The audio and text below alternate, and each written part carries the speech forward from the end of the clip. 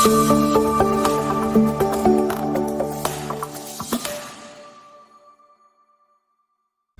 siang, salam sejahtera buat kita semua. Yang terhormat Bapak Ibu penguji PPG gelombang 3 tahun 2025 pada LPTK Santo Yakobus Maroke.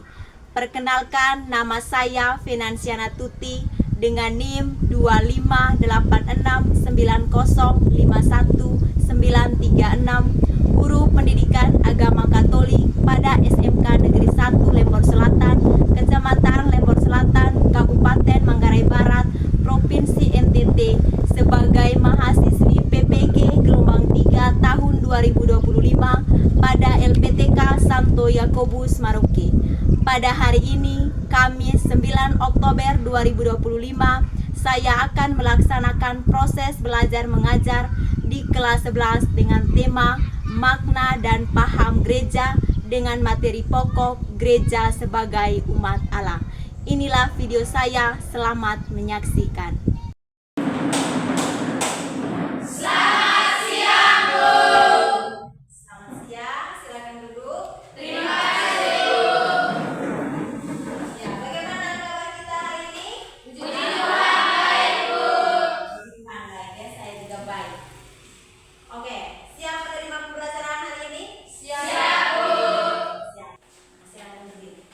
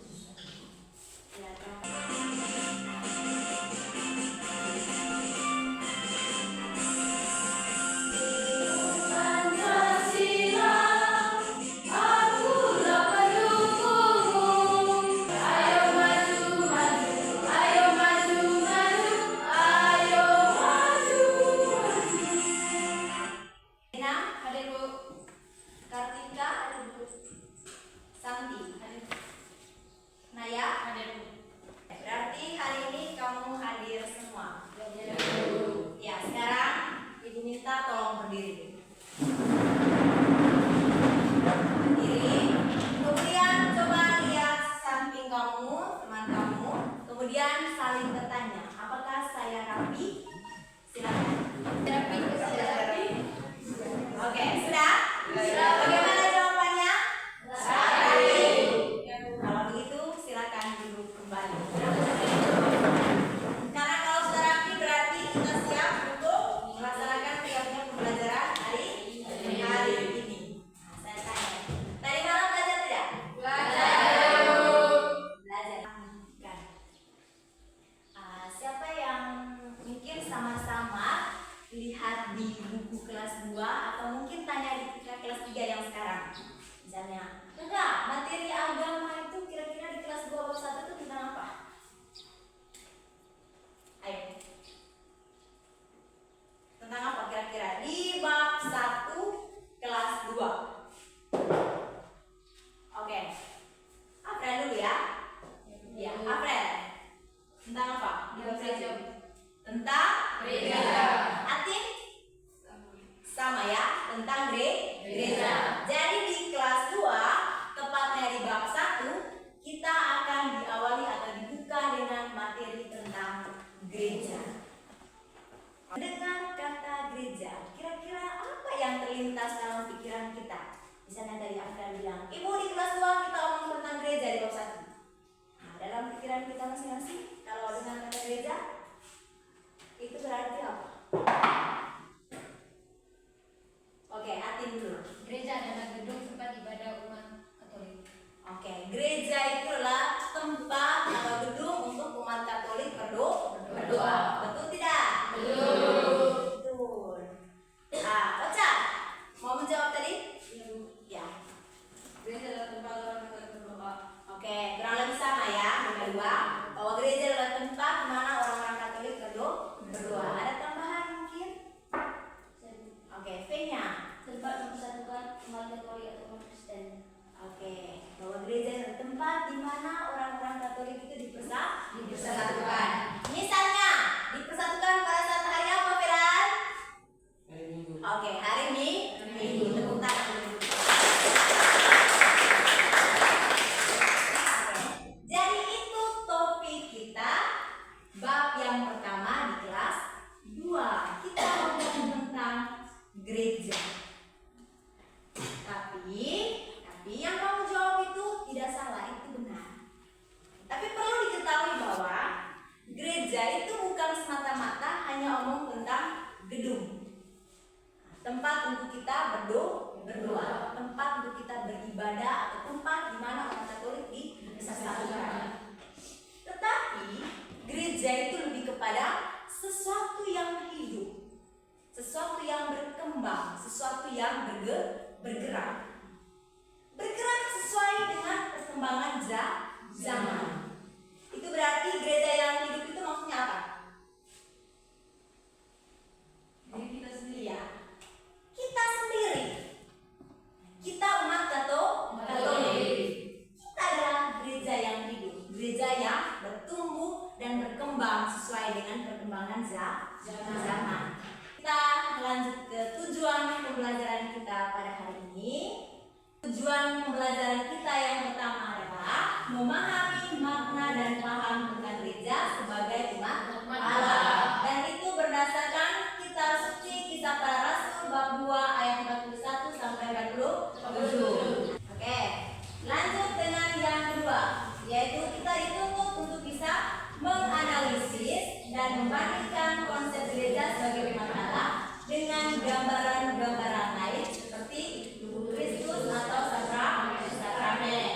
Selanjutnya kita mampu mengidentifikasi dan menjelaskan peran serta tanggung jawab hierarki dan kaum awam dalam gereja sebagai umat Allah. Dan yang terakhir adalah kita mampu merefleksikan pengalaman hidup beserta didik dalam hidup menggereja di suatu lingkungan komunitas. Yang ini, bagaimana kamu menghayati peran kamu sebagai umat Allah di lingkungan kamu. Oke. Jadi itu tujuan pembelajaran yang mesti kita capai setelah pembelajaran kita selesai. Sekarang, saya akan menayangkan sebuah video. Tahu tidak tentang Zakheus? Tahu. Bisa semua ya? Bisa. Oke, saya minta satu orang pimpin kita tepuk Zakheus.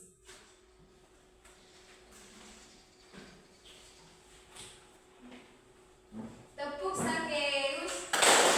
Pendek-pendek, lari-lari, panjat pohon, lihat Yesus, turun deh.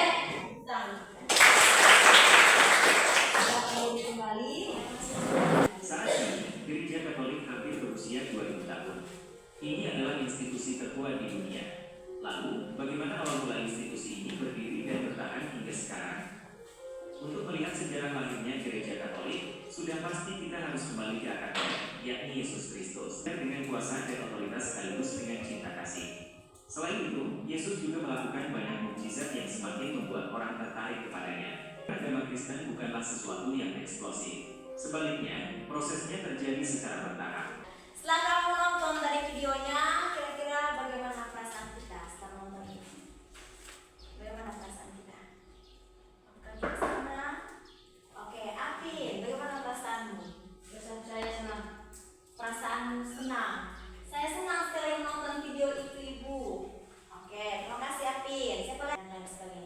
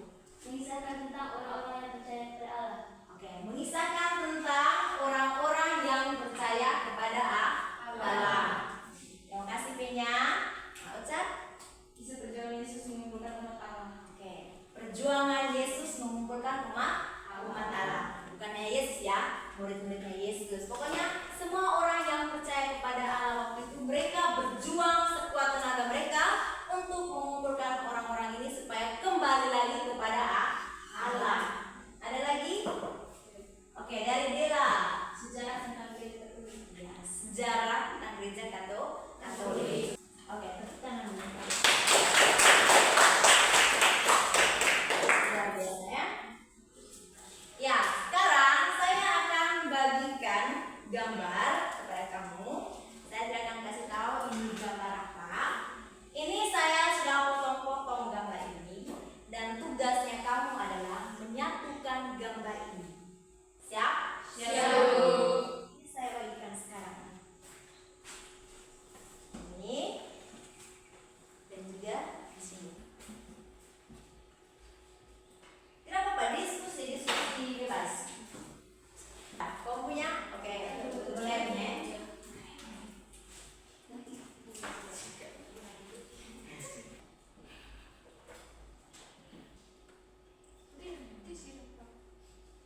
Sudah? Fotokopinya sudah? Sudah. Coba masing-masing tolong satu orang depan supaya dipertontonkan kepada teman-temannya bahwa ini gambar yang sudah disatukan tadi. Dapat lihat? Dapat lihat ya? Gambar apa? Gambar gereja. Dengan apa? Dengan siapa? Dengan umat. Mereka buat apa dalam gereja? Sedang berdoa pada hari Minggu. Ini tepatnya pada saat Natal ini juga. Sudah lihat semua ya? Oke, silakan kembali. Terima kasih. Ya, untuk lihat lebih jelasnya, itu gambarnya. Setelah kamu menyatukan gambar-gambar yang terpecah itu tadi menjadi satu utuhan yang utuh, bagaimana perasaan kita? Ya, pecah. Bingung. Kok bisa ya? Ibu Funa sudah satu gambarnya, dia berpecah ini. Bikin saya bingung sudah. Oke, boleh. Kamu bisa pecah. Siapa lagi? Oke. Merasa senang. Ibu saya suka sekali buat menyatukan gambar. Itu saya punya kesukaan. Orang yang mencintai Tuhan, mengasihi Tuhan, pasti dalam kesehariannya dia akan selalu rindu dengan Tuhan. Cemas ketika misalnya sekali tidak berkomunikasi atau berbicara dengan Tuhan. Ada kecemasan, ada kerinduan. Ya, terima kasih untuk kita semua. Jadi itu perasaan yang kita rasakan. Sekarang kita lanjut ke pertanyaan berikutnya. Dari gambar yang sudah kamu satukan tadi, kira-kira apa maknanya untuk kita? Apa yang mau disampaikan oleh gambar ini untuk kita? Ayo.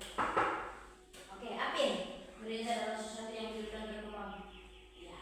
Gereja itu adalah sesuatu yang hidup dan sesuatu yang berkembang. Lihat deh, siapa lagi? Nah, Ocha. Gereja itu pada awalnya bukan sesuatu yang utuh. Ya. Gereja itu pada mulanya bukan sesuatu yang utuh. Sama seperti waktu kita menonton video tadi. Bagaimana Yesus mengumpulkan satu persatu. Mengumpulkan satu kali, membentuk sebuah gereja atau membentuk sebuah himpunan atau persekutuan. Ya, Naya. Gereja adalah umat Allah yang percaya kepada Allah. Ya. Kalau sudah berhimpun satu kali, ya kita mesti percaya. Jadi dari gambar dan juga video tadi mau menyampaikan kepada kita bahwa gereja memiliki sejarahnya sendiri dari dulu sampai sekarang hingga ia berkembang.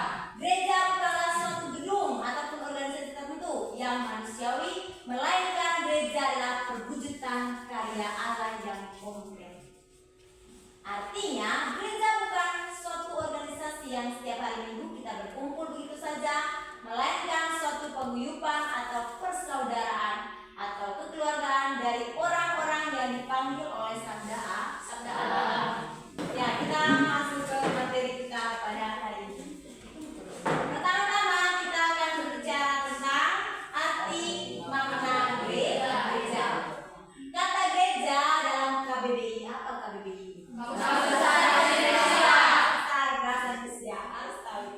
Mengartikannya sebagai rumah, tempat berdoa dan melakukan upacara agama Kristen, Katolik maksudnya. Namun dalam bahasa Yunani, gereja juga diartikan sebagai eklesia dan kuriake. Eklesia itu adalah orang-orang yang Tuhan panggil keluar dari dunia untuk menjadi saksinya. Kita ini dipanggil oleh Tuhan untuk menjadi saksinya. Nah, ingat kalau misalkan kita mengikuti ibadat hari Minggu, misal hari Minggu di berkat penutupan, selalu imam ngomong, mari kita pergi, kita diutus untuk mewartakan kerajaan Allah. Setiap hari Minggu itu kita selalu diutus, bukan hanya setiap hari Minggu sih, setiap hari kita diutus. Kita lanjut. Nah, sedangkan kuriake merupakan orang-orang yang dipanggil untuk menjadi milik Kristus dan memuliakan namanya. Gereja dapat dikenali dengan dua ciri, yaitu kumpulan orang Kristen sebagai hamba yang melayani untuk memuliakan Allah, serta kumpulan orang percaya yang selalu dipelihara Tuhan melalui pelayanan firman, sakramen, dan kuasa Roh Kudus yang sudah dijanjikan. Jadi itu arti dari kata gereja menurut bahasa Yunani tadi ya, eklesia dan kuriake. Nah, konsep gereja sebagai umat Allah itu menekankan bahwa gereja itu bukan suatu organisasi manusiawi. Nah, maksudnya contoh organisasi kita punya misalnya di sekolah ini adalah OSIS. Bukan seperti itu maksudnya gereja. Nah, bukan organisasi yang seperti itu. Namun merupakan perwujudan karya Allah yang konkret. Itu sesuatu yang nyata, sesuatu yang terlihat. Dengan kata lain, arti gereja sebagai umat Allah yaitu gereja bukan merupakan organisasi, namun paguyuban, persaudaraan, keluarga dari orang-orang yang dipanggil oleh sabda Allah. Mungkin kamu pernah dengar ini, di mana 1-2 orang berkumpul, di situ gereja. Karena apa? Di situ terjalin yang namanya kasih dan persaudaraan. Dan gereja itu sangat kental yang namanya kasih dan persaudaraan. Oke, sekarang kita masuk ke kelompok kita masing-masing. Nah, saya akan membagikan kita sudah semua bawa ya. Paling tidak dalam setiap kelompok itu harus ada. Nanti saya akan suruh kamu untuk baca teks kitab suci. Nah, kita akan mendalami itu umat Allah. Kira apa yang disampaikan oleh kitab suci tentang gereja sebagai umat Allah? Bagaimana ciri-cirinya? Atau bagaimana gereja yang tercermin di dalam kitab suci? Mana kelompok 1 tadi? Coba angkat tangan. Kelompok 1, 2, 3. Ini kelompok 1, kelompok 2, kelompok 3. Ya, saya minta perwakilan dari kelompoknya untuk maju ambil presentasinya. Oke, sudah? Sudah, Bu. Nah, sekarang kelompoknya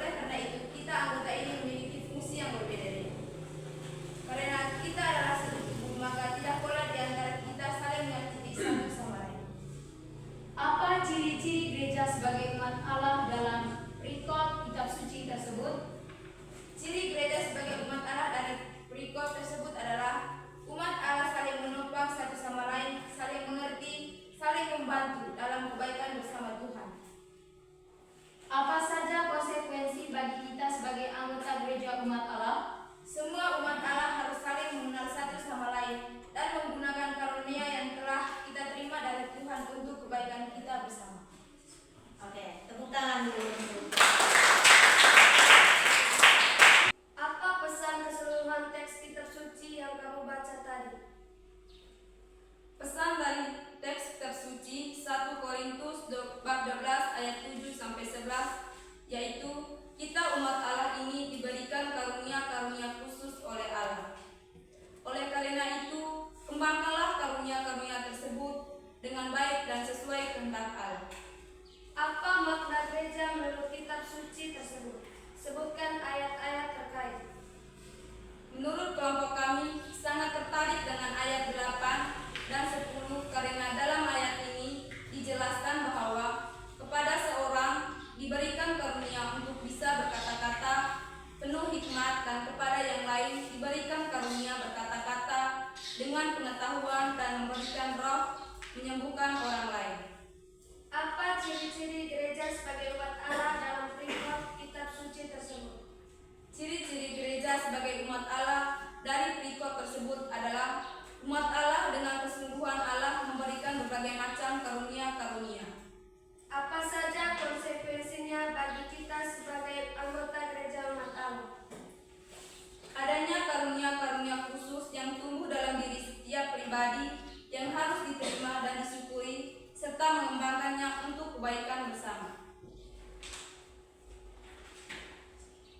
sudah? Oke, terima kasih untuk kelompok 3 yang telah mempresentasikan hasil.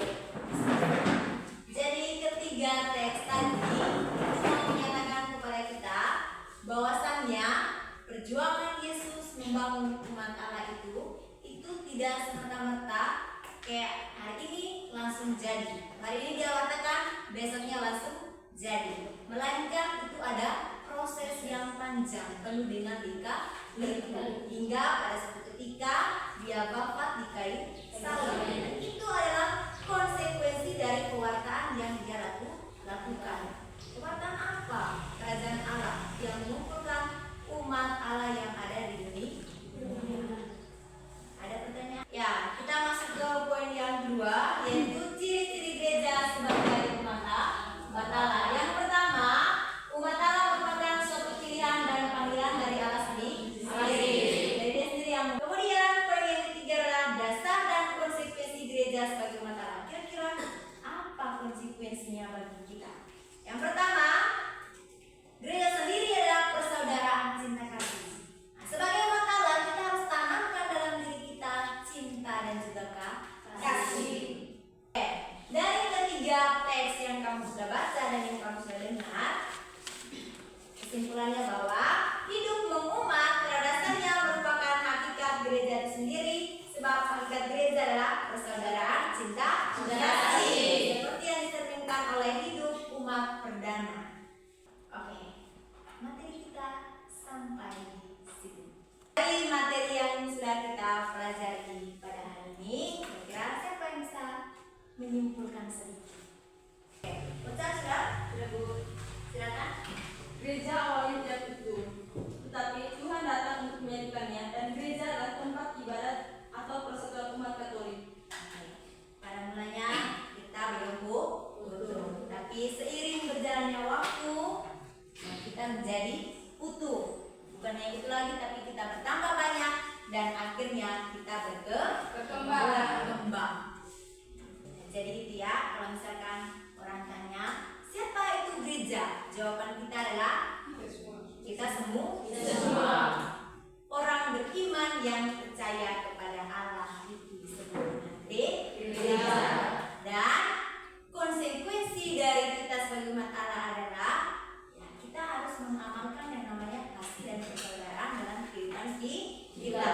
Jadi harapan saya sebentar bulan ini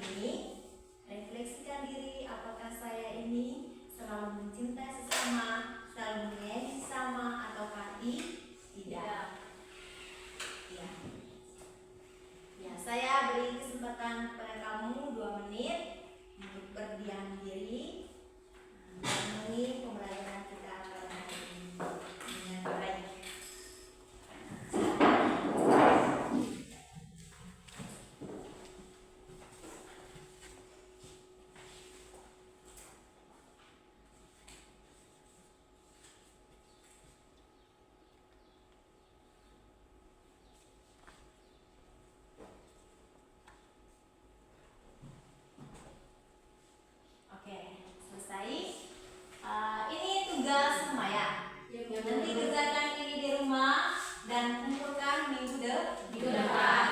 Terima kasih untuk kita semua karena masih setia sehingga pembelajaran kita pada hari ini berjalan dengan baik. Tepuk tangan.